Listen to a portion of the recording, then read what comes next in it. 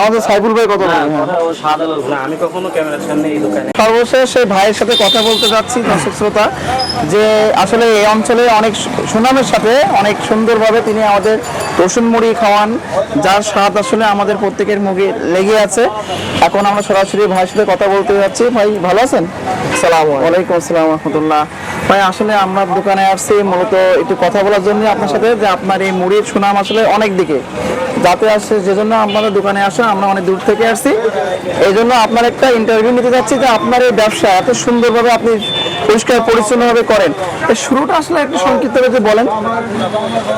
মানে আমার এই শুরুটা প্রথমে হয়েছিল এইভাবে যে একজনের ঝালমুড়ি মানে বিক্রি করে, যারা ঝালমুড়ি বিক্রি করার ভিতরে অনেক আছে একটু ভালো ঝালমুড়ি বিক্রি করতে পারে, এরকম একজন লোককে টার্গেট করে আমি তাকে বললাম যে ভাই আমি তো আসলে এই লাইনে নতুন আসছি, হ্যাঁ, আমার এই ঝালমুড়িটা মশলাটা যদি একটু বানাই দিতেন তা আমি একটু ঝালমুড়ি ভালোভাবে বেচতে পারতাম। তা উনি আমাকে কোনো সাজেশন কোনো পরামর্শ দিল না। আচ্ছা আচ্ছা। এরপরে আমার ভিতরে একটা আলাদা একটা অনুভূতি কাজ করলো যে আসলে এই ঝালমুড়ির মশলাটা কিভাবে ভালো করা যায়। এরপরে আমি মশলা নিয়ে গবেষণা করা শুরু করলাম। আচ্ছা, তো এই মশলার ভিতরে আমার এই কথার ভিতরেই যারা এই মশলার লাইনে যারা আছে, আমার এই কথার ভিতরে তারা কিছু শিখতে পারবে। যে আমি তাদের উদ্দেশ্যে বলবো যে যারা নতুন এই ব্যবসা শুরু করবে, সেটা ফাস্টফুড হোক, ঝালমুড়ি হোক বা অন্য কোনো খাবারের ব্যবসা হোক, তাদের একমাত্র তাদের চিন্তাটা কাজ করাইতে হবে, বুঝছেন? যেমন আদা, রসুন, গরম মশলা, দারচিনি, এলাচ, এই জাতীয় যে উপাদান আছে, এই উপাদান সম্পর্কে তার আগে জ্ঞান অর্জন করতে হবে। যে আদার ভিতরে যে কতটুকু পাওয়ার আছে, রসুনের ভিতরে কতটুকু পাওয়ার আছে, এবং এর গুণগত মান, এটা কিভাবে মিশ্রণ করলে, কয়টা মশলা কিভাবে মিশ্রণ করলে, কি পরিমাণ মিশ্রণ করলে, মিশ্রণের মাধ্যমে আপনার এই স্বাদের তারতম্য হবে, বুঝছেন? হ্যাঁ। তো আমাদের এই ফাস্টফুড লাইনে অনেক ভাইরা ব্যবসায় নামে কিন্তু স্বাদ আনতে পারে না অনেকে।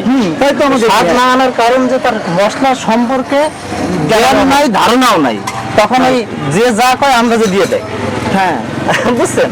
তো এই পরিমাণ এবং এই মিশ্রণটা তার আগে আস্তে আস্তে আস্তে আস্তে করে জানতে হবে।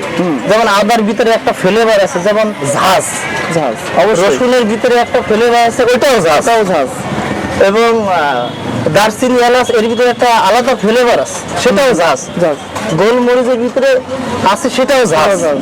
এরপরে অন্যান্য উপাদানের, প্রত্যেকটা উপাদানের ভিতরে আলাদা আলাদা আপনার ক্রিয়া বা প্রতিক্রিয়া আছে, ভিন্ন ভিন্ন স্বাদ আছে। এই ভিন্ন ভিন্ন স্বাদটাকে মিশ্রণের মাধ্যমে একটা সুন্দর একটা স্বাদে আগায় নিতে তার চিন্তা করা লাগবে আগে।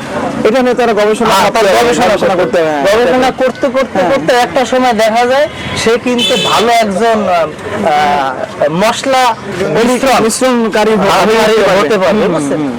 এই জায়গাটা কিন্তু প্রায় লোক ভুল করে। মূলত ঝালমুড়ির মশলা, মশলা, বুঝছেন? এখন ওই মনে করেন 100 মেলা ময় মশলা, বিরিয়ানির মশলা, অনেকে মনে করে 100 মেলা বিরিয়ানির মশলা দিলে মানে মেলা স্বাদ ভালো হবে। আসলে কিন্তু সেটা না। এই ঝালমুড়ির মশলা নিয়ে তার আলাদা ভাবে, স্পেশাল ভাবে তার গবেষণা করতে হবে, বুঝছেন?